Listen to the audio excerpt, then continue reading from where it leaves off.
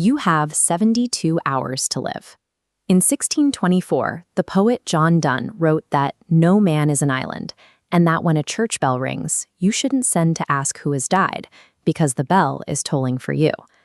3 centuries later, Ernest Hemingway turned that warning into the foundation of a high-stakes military countdown.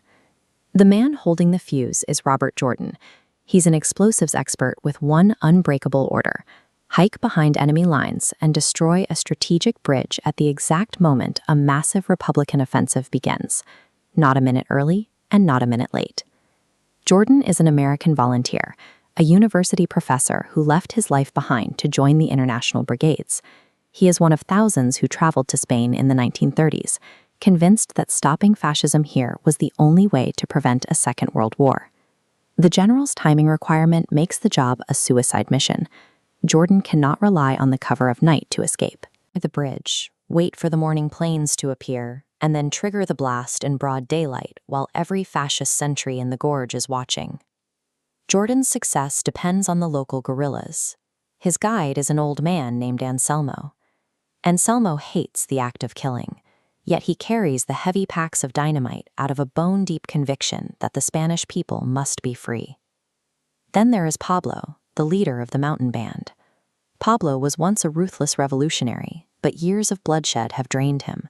He has grown rich off stolen horses and comfortable in his cave, and he has no intention of dying for a bridge. Tension erupts the moment Jordan arrives. Pablo sees the dynamite as a death sentence for his group, while Jordan sees Pablo as a liability who might sell him out to save his own skin.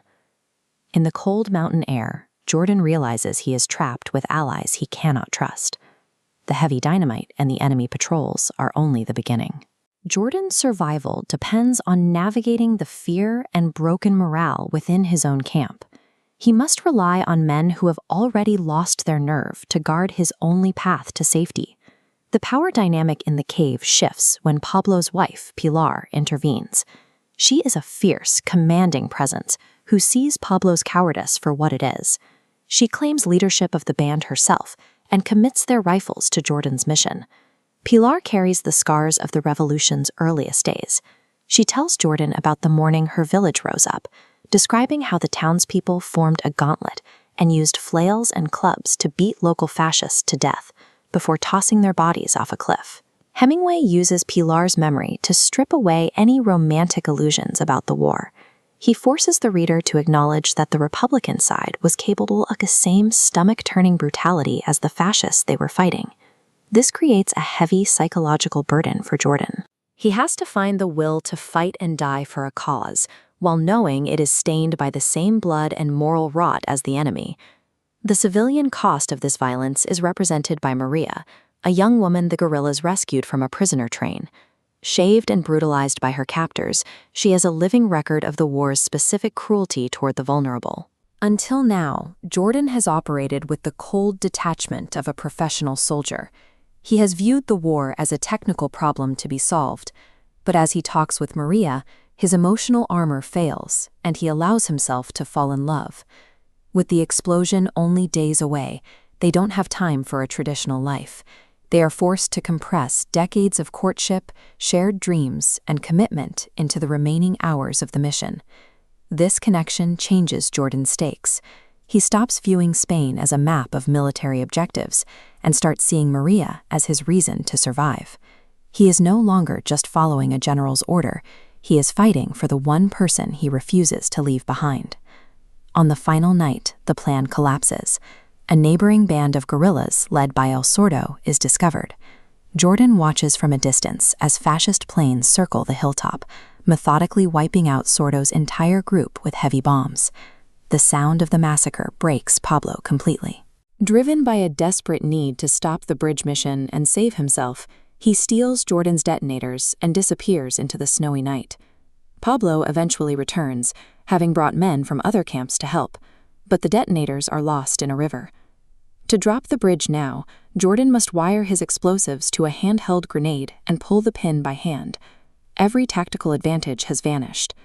With the detonators gone and the enemy alerted by the planes, the group's survival now nests on a gamble of raw physical sacrifice. The morning attack begins. Under a hail of bullets, Jordan scrambles beneath the bridge, lashing the dynamite to the girders with wire. He reaches for the grenade pin, gives the signal, and triggers the blast. The bridge shatters and drops into the gorge, but the toll is immediate.